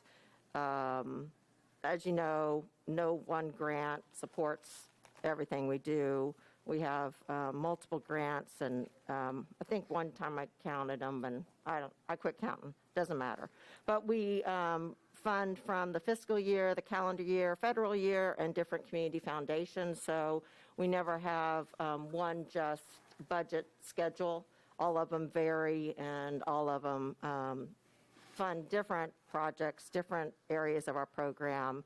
And you guys, you know what that is. We are researching some funding from Ottawa County again. Many, many years ago, they did fund us and gave us salary and different things. And I just haven't approached it for years because their client population is very small, both juvenile and adult. And they also, majority of clients that may be put on probation with our services in Ottawa County live in Saline County. So they're living here, doing everything here. We see them here. We just don't have the need to have staff up there, or the services are being met here on the majority of it. So I have not reached out to them. I am considering, because we've had some requests about drug court and pretrial, which is fully funded by, well, not drug court, but is a majority funded by Saline County. So we do not share that with Ottawa County, even though we are the 28th District Community Corrections. But they continue to ask the prosecutor, and so I am reaching out to see if maybe a shared position somewhere might be applicable, so they can bring some clients that don't live in Salina into those programs. So I am looking, but I'm hesitant to ask for too much, just because it just makes very little sense based on the services and the client population. On Monday, we were awarded on the 22nd for the first time ever to request this. I shouldn't say that. I requested these funds clear back in Mr. Kissinger's days, and couldn't get it clear to him that we are not really a directly funded county agency.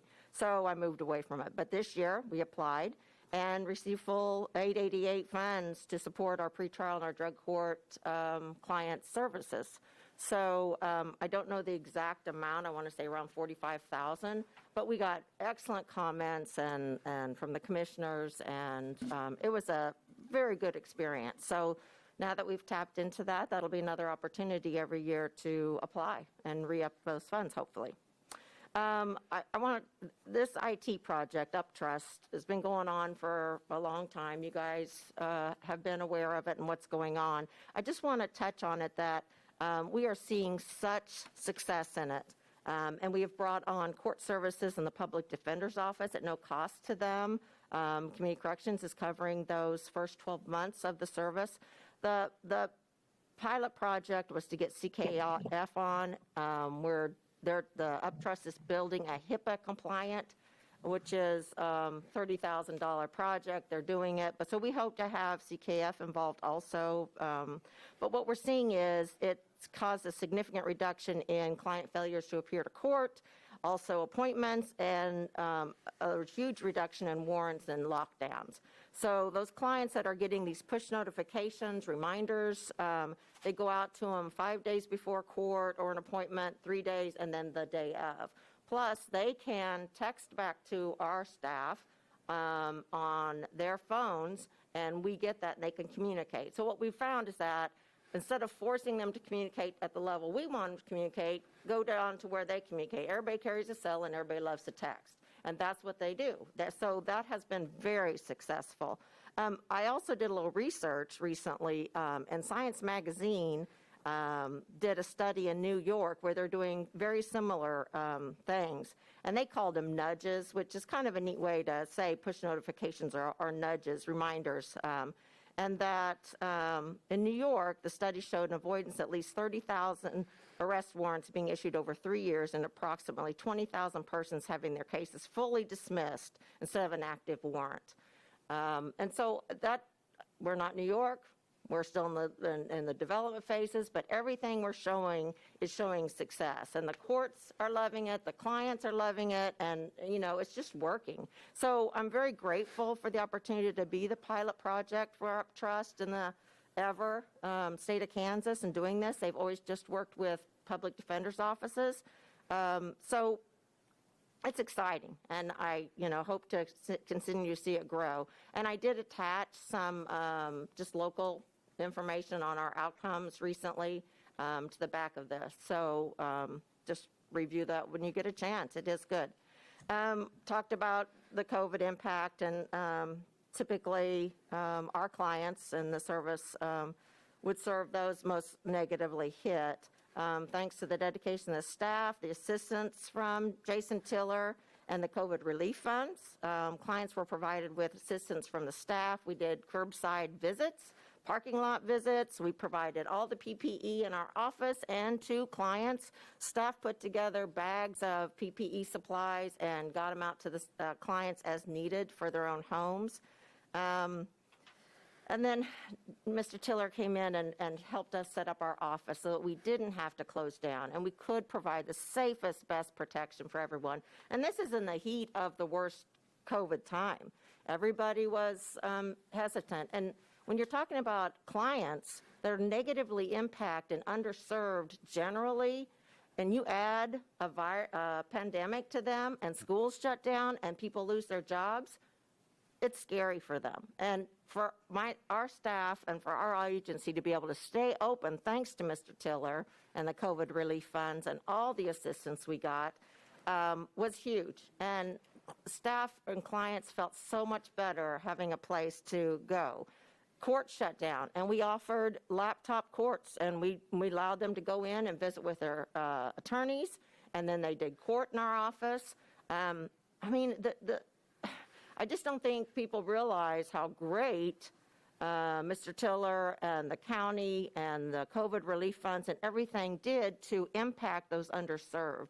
And I think we need to remember that we don't keep the underserved in our mind. We don't keep the people that lost jobs and that stay home, and there was only maybe one income coming in anyway.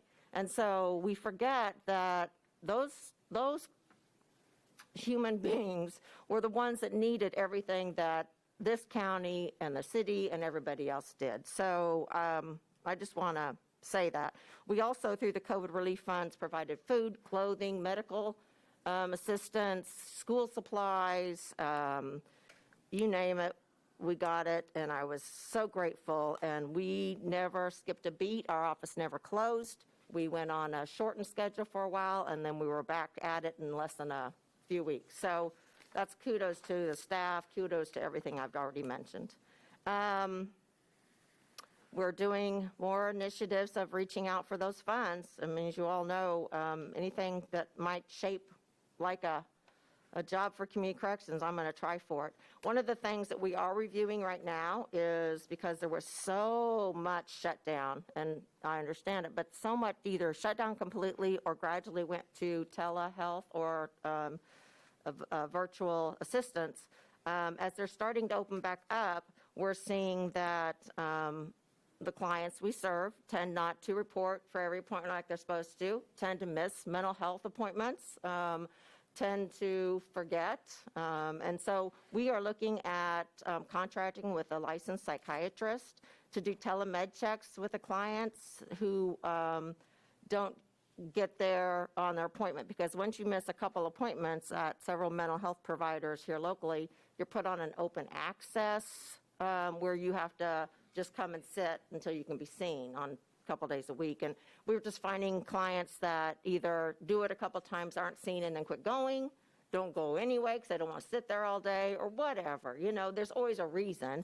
We thought if we could offer med checks in our office, then we would do that as a temporary basis to make sure the clients stay on their meds, because we all know what happens when they don't. And then we would move them gradually after a review and getting their meds back on track, back to their local provider. That is in the infancy stage. I would love to have that going up and going before 2022, but we'll see. Caseload's reduced, but we're seeing them start to go back up now that the court is doing trials and hearings, so we anticipate that will be going on. And we just revived our bike program. We used to have Ellsworth Prison and PD, Saline PD, working with us, and on the bikes that they had, both of them stopped due to space issues and other things. So I wrote a grant to the Community Foundation, got $5,000 to purchase bikes. That was well received. If we go through them and need it, we'll purchase some more bikes. We find out that clients on bikes do tend to get to their jobs and other things more efficiently, instead of waiting at a bus stop and waiting for it to come. And again, just trying to meet them where their needs are. Budget issues, again, I reminded you we participate in many different levels of tracking these budgets. Currently, we are a little heavy, extra dollars in a few areas of client services due to the COVID shutdown of some providers. But now that we're seeing it pick up, we know that we'll even that back out, or we'll allocate it to other areas such as facility, equipment, transportation, which have been huge expenses this year. And that's it for my update. Okay. Thank you. Thank you. Any comments or questions by the commission? It's just been a tough period for a tough year for everybody, all the departments, particularly those that are working directly, as you say, in your department with clients who maybe some of them haven't been where they should have been. It's a tough year for everybody. Yes, thank you. It is. And Annie, thank you for your service and through all of this here to keep all of this going. Great job. Thank you. Next item. County Administrator's update with Philip Smith-Haynes, County Administrator. Good morning, Phil. Good morning again, Commissioners. Just 3 items that I wanted to touch on today. Going to go with 2 negatives and a positive. The first negative is the cost of natural gas. You may recall that about a month ago, I mentioned the fact that we had that cold snap, natural gas wholesale prices went through the roof. So the 3 county facilities that are on contracts with wholesaler have now received their bills from last month.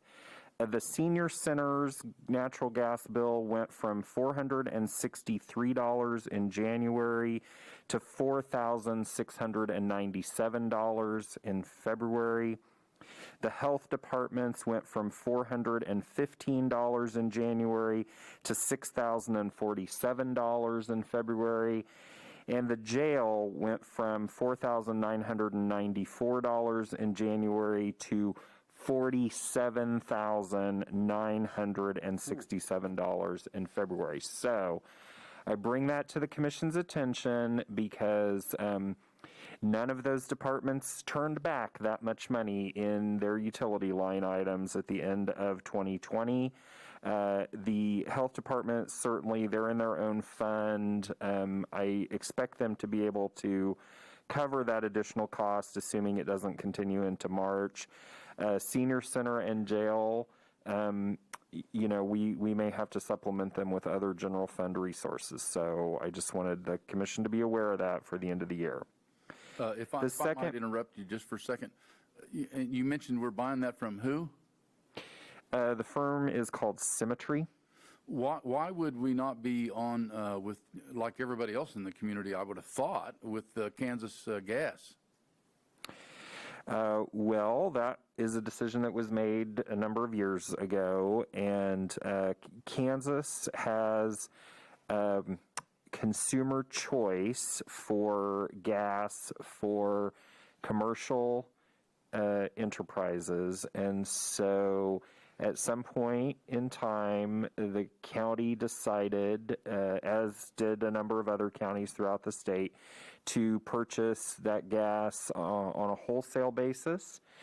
And the theory, of course, is that that's cheaper. You buy in bulk, you buy in advance, and then supplement with the spot market.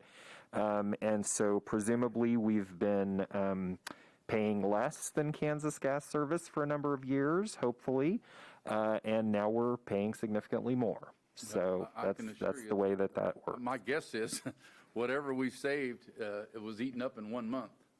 And I know that my home gas bill, and I don't know if that's a fair comparison, but it was up about 25% or something to that effect with Kansas Gas. So at any rate, I'd like to my feeling is that we need to get that on a pretty quick study session or whatever, pretty quickly. Yes, so as I mentioned when we talked about this before, without the shocking numbers, I have requested updated contracts from Symmetry, and so once I get those, still have not received anything yet, we can review that with the Commission to determine whether you want to go forward with that or you want to go back to Kansas Gas or what you would like to do. So, Phil, and I'm thinking real quickly, so in other words, community corrections maybe, expo center, those weren't on this other, so we're on separate ones from different departments, different facilities, road and bridge, as an example? Correct. Correct. They're on natural gas, on Kansas gas? See, that decision, wherever that was made, doesn't make sense to me. Several years before me, and I think probably several years before you. Because I've never heard this before, but it sure doesn't make sense to put one of your departments on one program and the other one that you're trying to save money with, not put them on the same program. So look at me like we want. So we have plenty of room to revisit that, but I just want to make you aware of the budgetary impact. Sidelined here. Yeah. Okay, so the second issue is computer security. So I just want to, again, raise this issue to the commissioners for your awareness.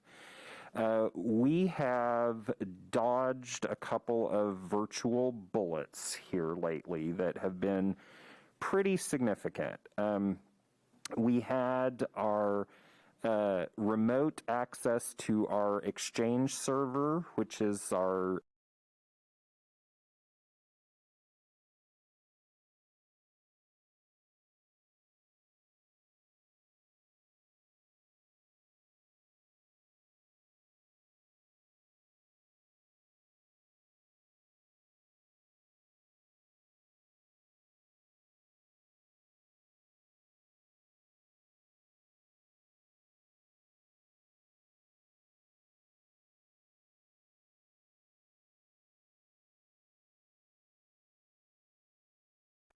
the hackers got in, but they didn't get anything back out, as far as we can tell. So, and we've had that evaluated by the feds, and so we think we, again, dodged a bullet on that one. The other one is our financial system. We use a company out of Colorado called CIC.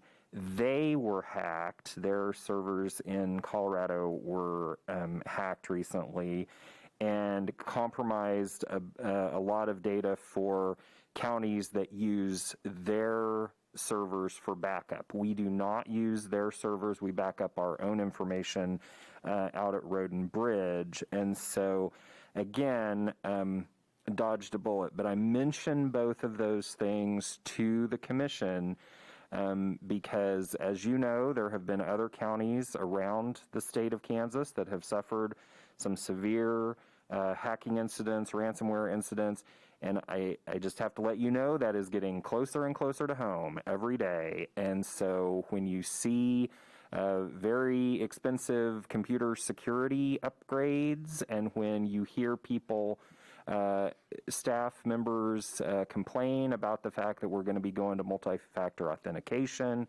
and it inconveniences you all trying to access your email, there's a reason for that. And so I just wanted to reinforce that. So those are the two negatives. I'll move on to the positive. And the positive is the American Rescue Plan Act. So I went to another webinar on this, and there is lots of money out there besides the county. There is money in that bill besides what is coming to us, which they call the Local Fiscal Recovery Fund. There is dedicated money in the bill for restaurants, mental health centers, capital projects such as roads, housing assistance, airports, shuttered venues like movie theaters that were closed, museums and libraries, public health workforce development. That's all on top of the money that we stand to receive. And then this webinar went on to talk about the fact that, and this is only one bill, Congress is reintroducing earmarks into their legislative process, and they anticipate a large infrastructure bill working through Congress later this year. So the point of saying that is that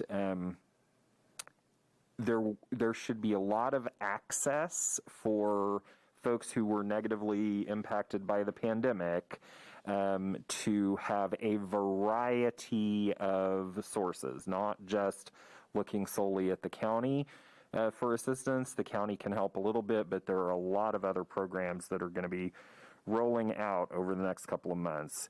And I will mention that we do have our request for proposals out on the web for hiring a consultant to assist us in navigating through this thicket of federal regulations. So that is what I had to update on this morning, and I'd be happy to take any other questions from commissioners.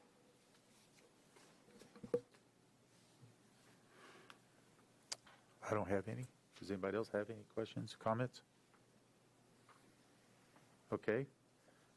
Thank you. Next item. Commissioners' comments? Is there any comments? Anybody? Any announcements?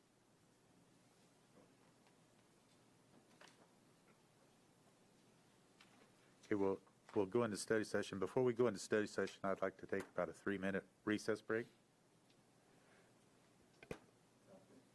Okay?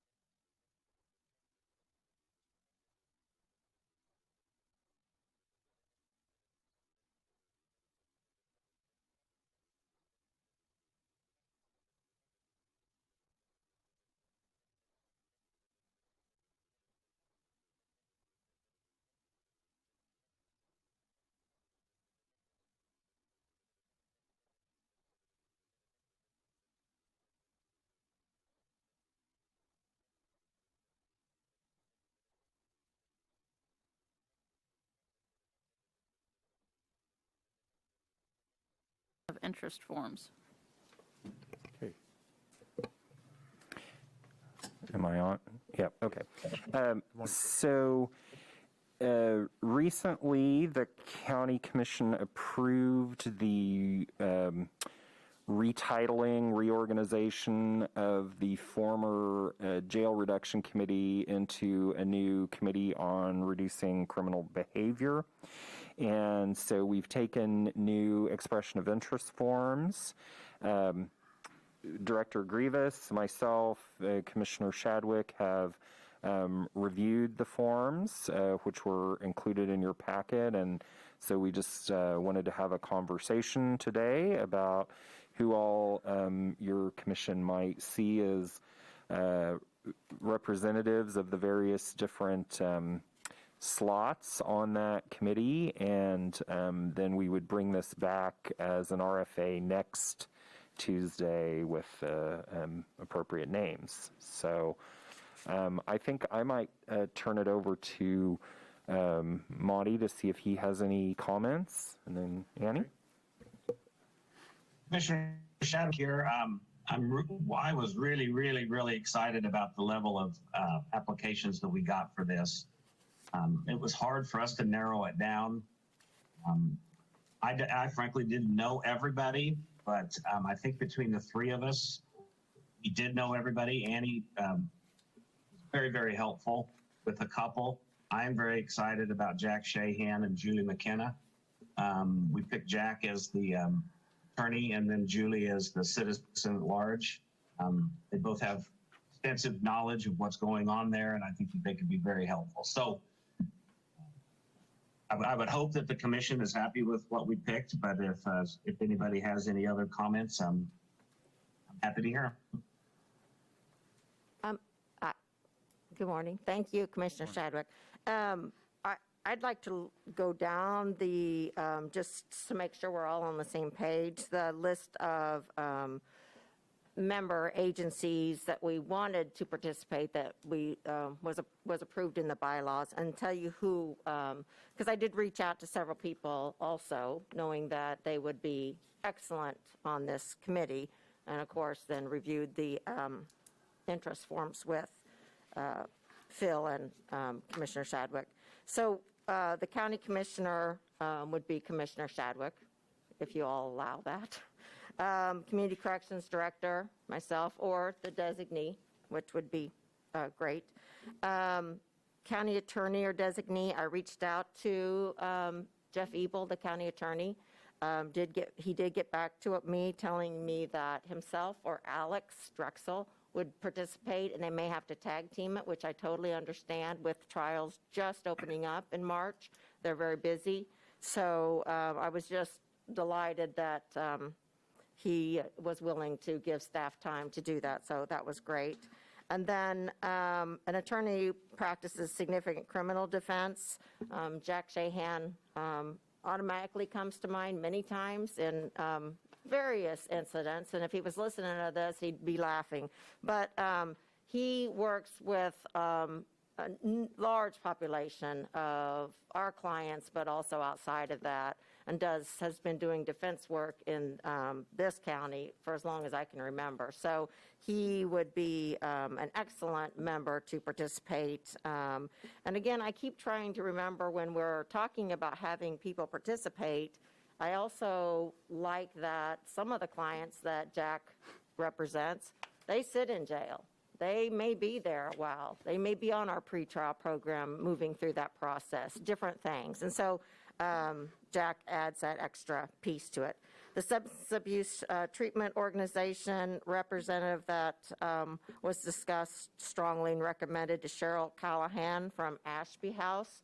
Not only has she been integral in the Ashby House, she's been integral in substance addiction processes for many, many years. We work very closely with CKF and Ashby, which merged together and have a marriage now that just fits the needs of women and children and homelessness of that population in this community better than it ever has. So that's exciting if she's approved. And then Julie McKenna, we're putting her as an interested citizen. We all know that she was previously a county attorney and now does defense work. She has vast knowledge in many, many areas, has been a part of this community for a number of years, longer than I can remember. And so we thought that her experience, past experience and existing experience, and what she does now would be real beneficial to the committee. So those are the names. Oh, no, I'm sorry, skipped one, sorry. For the mental health, Deb Cox. Deb has done, again, she's been a long time member of this community. She has worked in mental health field for many, many years, holding different responsibilities and hats. And because of her knowledge of the community and everything I know that she's done, she's also been a large provider of input to the past committee and always showed interest in this. And so we were delighted to have her fill out an interest form, and we recommend Deb for the mental health piece. And now I think I did all 7 of them. Okay. Sorry, got out of line. Okay. Thank you. So that's what we're picking is 3? What you would be needing to pick would be 4 that aren't already mandated, basically. So you would start with number 4 through 7. So number 4, the attorney for criminal defense would be Jack Shahan's our recommendation.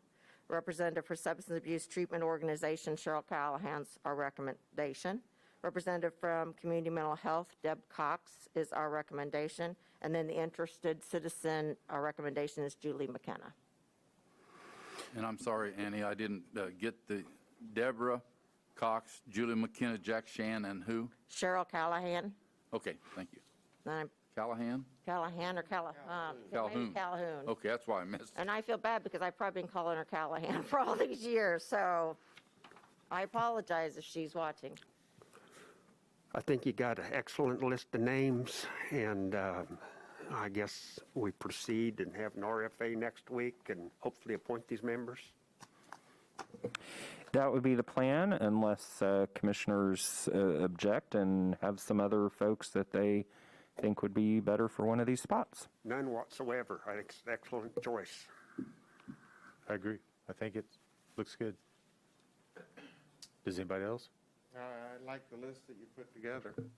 Yes. Good names, good people. Yes. Yep. All right. We'll vote on that next week. Thank you.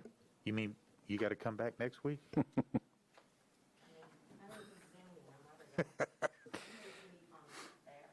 Uh-oh. All right. We have an executive session.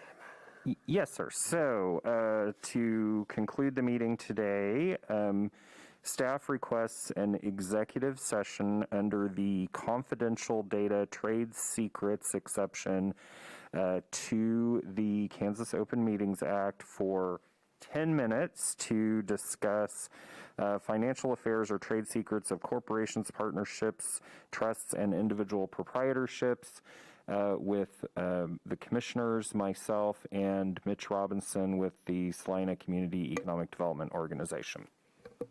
Mr. Chair. Yes. You ready for a motion? Do we hear one? I would move that we recess an executive session for under the confidential data trade secrets exception for 10 minutes and resume at 11:20. Second the motion. Has been moved and seconded that we move into recess executive session for 10 minutes. Are there all in favor? Aye. Aye. Aye. All opposed? Motion carries.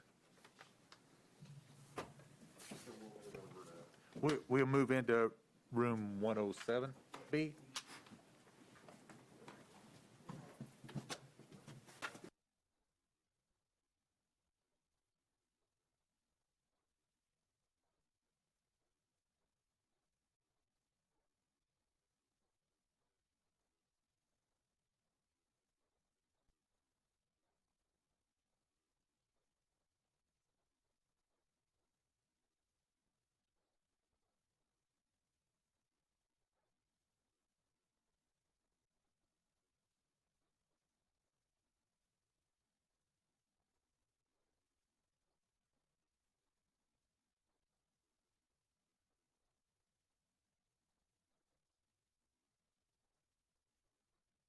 Session. Any other comments or any from the commissioner?